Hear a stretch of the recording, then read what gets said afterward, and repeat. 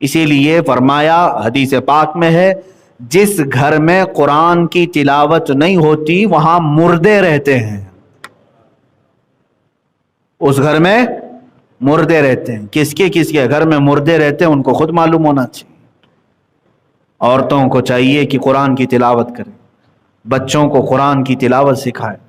حضرت عبداللہ ابن مسعود رضی اللہ تعالیٰ عنہ سے متعلق ایک روایت ملتی کہ جب قحط آ گیا لوگ پریشان تھے لیکن آپ خوشحال تھے اور آپ کے پیشانی پر ذرا برابر بل نہیں. کچھ لوگوں نے پوچھا قحط سالی کا کچھ خوف نہیں آپ کو؟ کہا نہیں, ڈر نہیں ہے, اس لیے کہ میں نے رسول کریم صلی اللہ تعالیٰ علیہ وسلم سے سنا ہے جس کے گھر میں اس کی بچیاں یا بچے سورہ واقعہ پڑھتے ہیں وہ کبھی محتاج نہیں ہوں. میں اپنی بچیوں کو سورہ واقعہ کی تلاوت روزانہ کرواتا ہوں, مجھے قحط کا کوئی خوف نہیں. عزیزان گرامی وقار, آپ بھی کیا اپنے بچوں اور بچیوں کو اس طرح کی روٹین میں لگاتے ہیں؟ خود کو بھی تو چاہیے. آج چلو قرآن اٹھانے میں اگر تمہیں بھاری لگتا ہے تو ہر ایک کے موبائل میں آ چکا ہے. موبائل تو ایسا تمہارا یار ہے کہ اس سے دور رہتے نہیں ہو. نہ سونے کے وقت, نہ کھانے کے وقت, نہ طہارت میں جانے کے وقت کہیں نہیں چھوڑتے اس کو. اتنا قریبی یہ لنگوٹ یار ہے. اس کے باوجود اس کے استعمال میں کبھی اس کے نصیب میں اس کی اسکرین پر قرآن کھولنا نہیں آتا. ڈاؤن لوڈ کر لو, قرآن پاک رکھ لو, کبھی تو نکالو قرآن پاک. اگر دیکھ کے پڑھ نہیں سکتے تو کم سے کم ریکارڈڈ قرآن پاک کی آوازیں, اس میں سینکڑوں قاریوں کی قرآن کی تلاوت محفوظ ہے. اے نوجوانوں, اگر تمہارے پاس دیکھ کر کے پڑھنے کا اتنا موقع نہیں مل رہا ہے تو تم ایئر فون لگا کر کے گندے اور غلیظ گانے سننے سے بہتر ہے کہ قرآن کے نغمے سن لو. اپنے کانوں میں ایئر فون لگا کر کے بہت ساری چیزیں تم سنتے رہتے ہو, قرآن سنو. اگرچہ تمہیں سمجھ میں نہ آئے لیکن ایک بات یاد رکھو, قرآن بارش ہے, تمہارے دل کو دھوتا رہے گا. جس قدر آیتیں تمہارے کانوں میں پڑتی جائیں گی اتنا تمہارے دل کا میل یہ دھوتا رہے گا. قرآن سننا بھی عبادت ہے, پڑھنا بھی ہے, سننا بھی عبادت ہے. لیکن کیا سب سے زیادہ ناانصافی ہم نے قرآن کے ساتھ نہیں کی؟ ہماری قوم نے. آج یہ قرآن سب سے زیادہ دور ہو گیا. بچپن میں ہم اپنے بچوں کو قرآن سینے سے لگا کر کے بھیجتے تھے مدرسوں کو. یہی آج بھی معمول ہے. بچہ جب مدرسے آتا ہے تو سینے سے لگا کر کے آتا ہے, قرآن ہو کہ پارا ہو کہ قاعدہ ہو. لیکن وہی بچہ اسکول جاتا ہے تو اپنا پورا بستہ بیگ پورا پیٹھ پیچھے ڈال کر جاتا رہتا ہے. کبھی اس کو ہم آبزرو نہیں کرتے. بچپن سے ہمارے بزرگوں نے بتایا تھا کہ قرآن سینے کی طرف پہلے نمبر پر ہو, بعد میں اس کے بعد جو کچھ بھی ہے وہ قرآن کے بعد. لیکن بڑا ہونے کے بعد بچہ اس کو پیچھے ڈال دیتا ہے, اس کو آگے کر لیتا ہے. قرآن پاک کو چھوڑ دیا جاتا ہے. اور بہت سارے لوگوں کا تو آج رواج ایسا ہے کہ ایک بار قرآن دیکھ کر کے ناظرہ ختم ہو گیا, ختم قرآن کی محفل ہو گئی, اس کی ہدیہ ہو گیا, اس میں لڈو لایا, گل پوشی کیا, استاد کو نذرانہ دے دیا, اس کے بعد قرآن اٹھا کر کے رکھ دیا. اب کسی سے ہم نے کہا بھی تھا بیٹا قرآن پڑھو, کہا نہیں میرا ختم ہو چکا ہے قرآن. ارے قرآن ناظرہ ختم ہو گیا تو اس کا مطلب کیا ہے؟ یہ کوئی ڈگری تھی جو تو انجینئرنگ کر رہا تھا, اب دوبارہ نہیں پڑھے گا؟ قرآن تو تجھے استاد نے سلیقہ سکھایا پوری زندگی بھر پڑھنے کے لیے. موت آنے تک قرآن کو اپنے ساتھ رکھو. اور یہ تمہارا ایسا رفیق ہے, ایسا دوست ہے جو قبر میں بھی تمہارا ساتھ نہیں چھوڑتا. بلکہ فرمایا گیا قبر میں اگر کوئی تمہارے لیے انسیت کا سبب بن سکتا ہے, کوئی تمہارے دل کو ہلکا کرے گا گھبراہٹ سے, ڈر سے, تو قرآن ہے. قرآن تمہارے لیے قبر میں بھی آئے گا. اور میرے آقا صلی اللہ تعالیٰ علیہ وسلم تو یہاں تک ارشاد فرماتے ہیں قیامت کے دن قرآن جس کی سفارش کر جائے پھر اس پر جنت میں جانا واجب ہوگا, اور جس کے خلاف کھڑا ہو گیا قرآن اسے پھر دوزخ میں جانا واجب ہو جائے گا, وہ ضرور دوزخ میں چلا جائے گا. آپ اس قرآن کو دیکھ کر کے کبھی یہ دیکھو دل پر ہاتھ رکھ کر کے کہ کہیں ایسا تو نہیں کہ یہ قرآن قیامت میں میرے خلاف نہ کھڑا ہو جائے, میں نے اس کا حق ہی نہیں ادا کیا. बरसों हो जाते हैं छुआ नहीं, महीनों हो जाते उठाया नहीं, हफ्ते हो जाते हैं। मेरे अजीज़ों, कुरान को उठाओ। इसीलिए मैं बारहा कहता हूँ, बुढ़ापा भी आ गया तो क्या फ़र्क पड़ता है।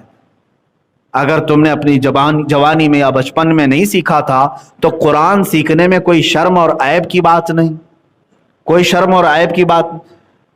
मेरे उस्ताद गिरामी, मेरे मुर्शिद गिरामी हुजूर ताजुश शरिया रहमतुल्लाह ताला अलैह को मैंने खुद देखा, 70 साल की उम्र में वो कुरान हिफ्ज कर रहे थे, जबकि उनकी आंखें भी जा चुकी थी, गले की आवाज में तकलीफ थी, कान में सुनने में तकलीफ थी। उसके बावजूद 70 साल की उम्र के बाद वो कुरान हिफ्ज कर रहे थे।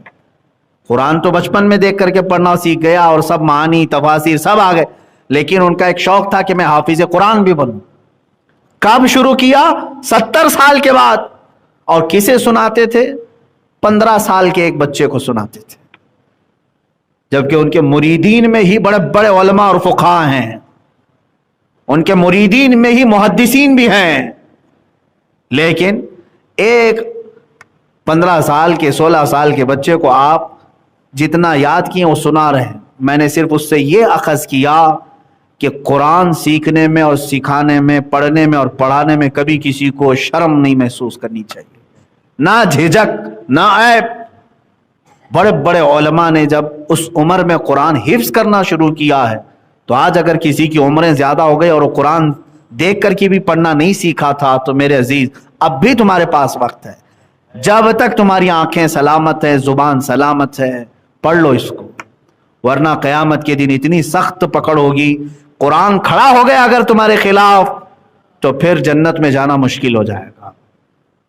अब रसूल पाक सल्लल्लाहु ताला अलैहि वसल्लम, जिन पर खुद कुरान उतरा है, हुजूर साहिबे कुरान है, कुरान उन पर उतरा है, वो दुआ करते हैं अल्लाह की बारगाह में, अल्लाहुम्मा जअलिल कुरान हुज्जतन लना ला हुज्जतन अलैना। ऐ अल्लाह, कुरान को हमारा सिफारिशी बना, हमारे खिलाफ खड़े होने वाला ना बना।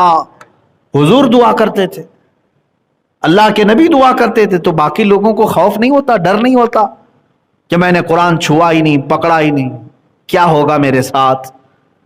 ए अजीजो, मर जाने के बाद दूसरे लोगों से कुरान खानी करवा लेना, यह कुरान का हक नहीं है। कुरान तुम्हारे जिंदों के लिए उतरा है।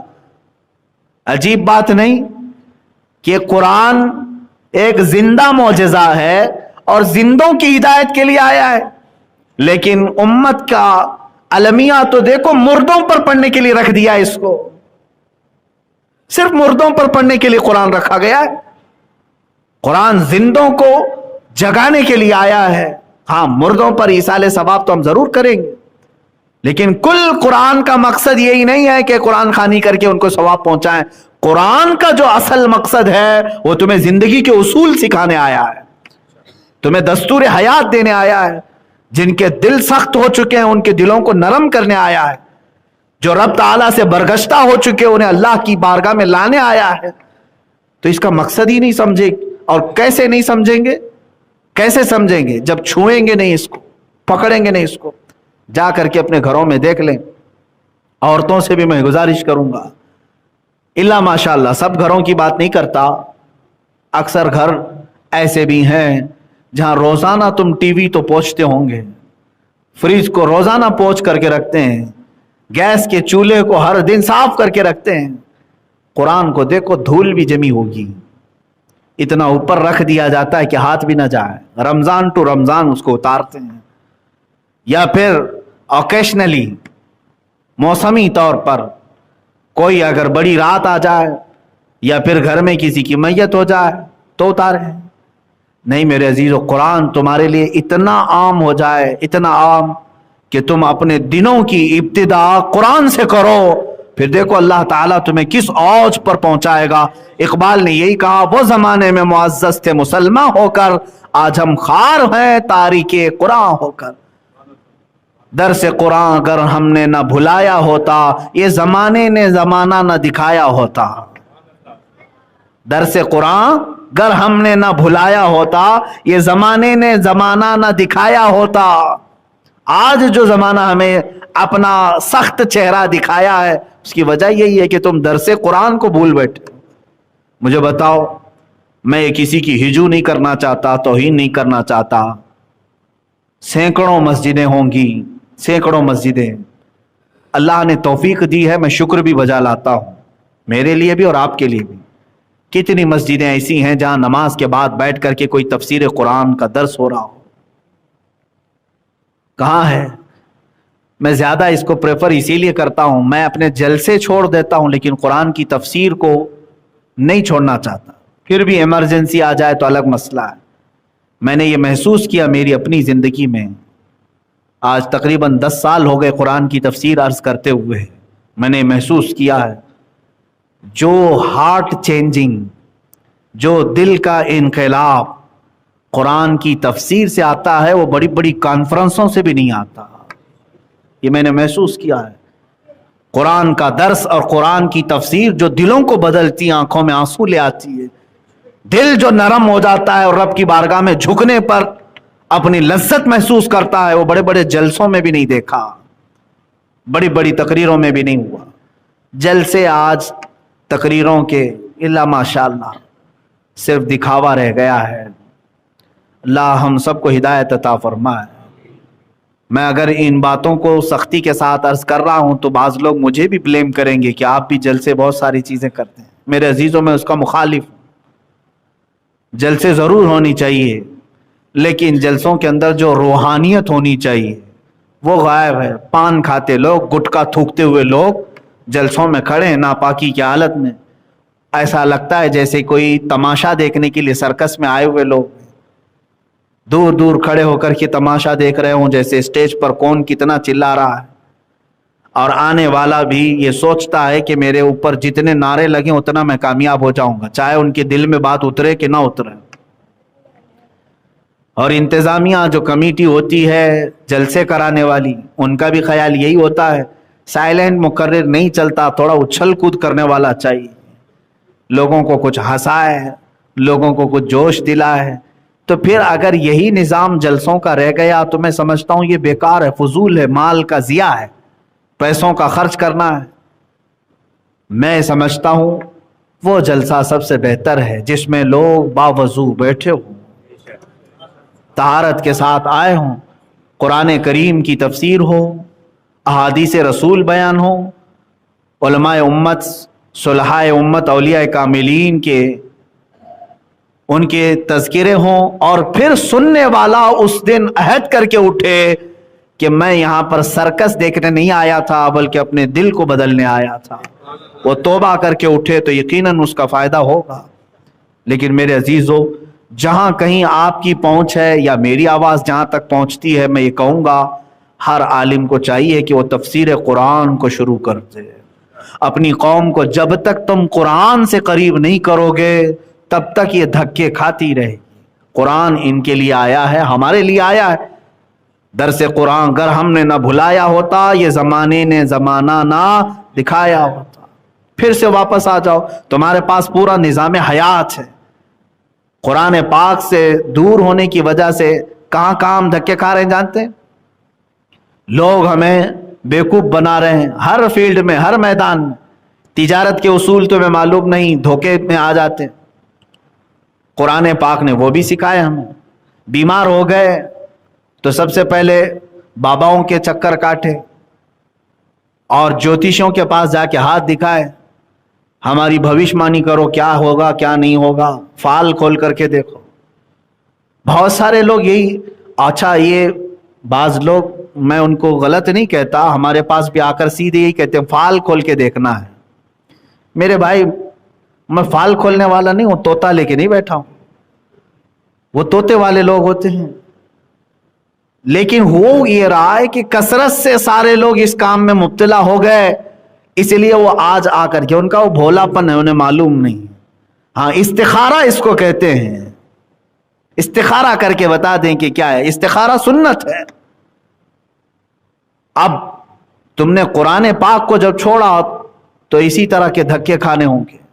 लोगों के पास, इनके उनके पास जाकर के पैसे भी खर्च करना और गलत तरीके से जादू, सहर, टोने, इन तमाम चीज़ों में अपने आप को मुलव्विस कर लेना, یہ دھکے نہیں ہے تو اور کیا ہے میرے عزیز؟ جب قرآن کہتا ہے وَنُنَزِّلُ مِنَ الْقُرْآنِ مَا هُوَ شِفَاءٌ وَرَحْمَةٌ لِّلْمُؤْمِنِينَ، ہم نے قرآن میں ہر وہ چیز اتار دی جو مومنوں کے لیے شفا ہے اور رحمت ہے۔ دونوں چیزیں ہم نے قرآن میں اتاری۔ اللہ نے فرمایا شفا بھی اتار دی اور رحمت بھی اتار دی۔ ہاں علاج کراؤ ڈاکٹروں سے، لیکن قرآن پاک کے ذریعے سے تم اللہ رب العزت کی بارگاہ میں استغاثہ بھی کرو۔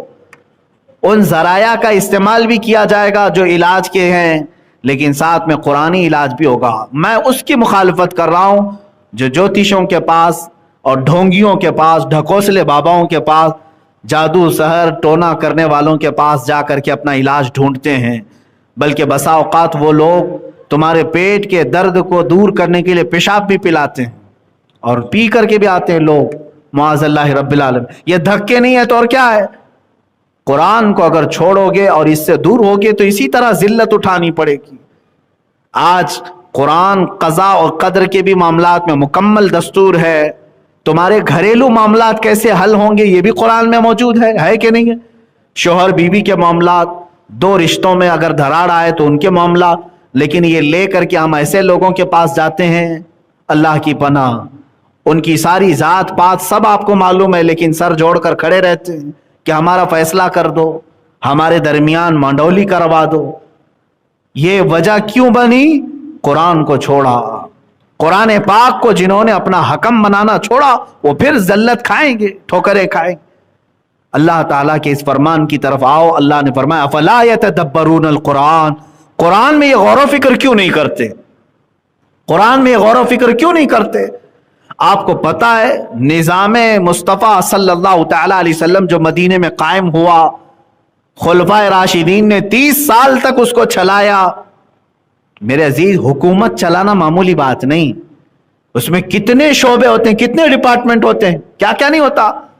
آج دیکھیں آپ منسٹریاں کتنی ہوتی ہیں، ایک حکومت چلانے والا صرف پرائم منسٹر نہیں ہوتا، کتنے منسٹر ہوتے ہیں اس کے ساتھ۔ وزیر داخلہ الگ ہے، وزیر خارجہ الگ ہے، زراعت کھیتی باڑی کے لیے الگ ہے، پیٹرولیم کے لیے الگ ہے، روڈ کے لیے الگ ہے، ہوائی الگ ہے، کھیلوں کا الگ ہے، اناج کے لیے الگ ہے۔ یہ سب منسٹری ہوتی ہیں کہ نہیں؟ تعلیم کا، ہیلتھ کی منسٹری ہے، سب یہ سارے شعبے ہیں۔ اور 30 سال تک خلفائے راشدین نے ان تمام شعبوں کو چلایا، اور کہاں سے انہوں نے لا بنایا؟ سمویدھان کہاں تھا؟ 30 سال تک جو خلفائے راشدین نے سمویدھان چلایا قانون بنا کر، اور ایک ملک میں نہیں 6 ملکوں میں ایک ہی قانون نافذ کیا، وہ سارے قانون صرف قرآن سے بنے ہوئے تھے، پورے قرآن سے بنے ہوئے تھے۔ یہ ہمارا دستور حیات بھی ہے، پورا نظام اس کے اندر موجود ہے، لیکن پڑھا ہوتا تو ملتا۔ میرے عزیزو، ایک آخری میری گزارش یہی ہے کہ ہم پھر سے وہی عزت و وقار پا سکتے ہیں، کیونکہ میرے آقا صلی اللہ تعالیٰ علیہ وسلم کی ایک حدیث میں نے ابھی جمعہ میں آپ کو سنائی بھی تھی۔ اللہ کے نبی صلی اللہ تعالیٰ علیہ وسلم کی اس حدیث کا آخری ٹکڑا میں بتا دوں۔ اللہ کے رسول نے فرمایا کہ تمہارے اوپر ذلت مقرر کر دی جائے گی جو نہیں ہٹائی جائے گی۔ سلط اللہ علیکم ذلا لا ینزعہ، اللہ ایسی ذلت ڈال دے گا تمہارے اوپر کہ وہ نہیں ہٹے گی، نہیں ہٹے گی، دھکے کھاؤ گے، ٹھوکریں کھاؤ گے۔ صحابہ نے پوچھا حضور سے یہ کب ہٹے گی؟ اب وہ علاج میں بتانا چاہتا ہوں، حتی ترجعوا الی دینکم، یہاں تک کہ تم اپنے پرانے دین میں لوٹ جاؤ۔ جب تک تم واپس نہیں آؤ گے تب تک یہ ذلت نہیں ہٹے گی۔ آپ پوچھیں گے مجھ سے پرانا دین کیا ہے، نیا دین کیا ہے؟ ہاں میرے عزیزو، آج جس کو دین بنا کر لوگوں نے پیش کیا یہ اور ہے، صحابہ اور تابعین کا دین کچھ اور تھا۔ وہ دین قرآن کے نظام پر چل رہا تھا، میرے نبی کے نقش قدم پر چل رہا تھا۔ یہاں تو طبیعتوں کو دین بنا لیے لوگوں نے۔ جب تک ہم اس کی طرف واپس نہیں آئیں گے وہ عزت و وقار نہیں مل سکے گی۔ اللہ کریم ہمیں قرآن پاک کو حکم بنانے کی توفیق عطا فرمائے۔ قیامت کے دن مولا قرآن کو ہمارے لیے حجت بنا، ہمارے خلاف مقدمہ کرنے والا نہ بنا۔ اے رب ذوالجلال، قرآن پاک کو ہمارا قبر میں مونس اور رفیق بنا، دنیا میں بھی ہمارے لیے نظام حیات اور ہمارے لیے دستور حیات اور ہمارے لیے معاون و مددگار بنا۔ اے رب ذوالجلال اس کی ہر آیت پر اور تفسیر پر مجھے بھی اور سب کو عمل کرنے کی توفیق عطا فرما۔ وآخر دعوانا الحمدللہ رب العالمین۔ السلام علیکم۔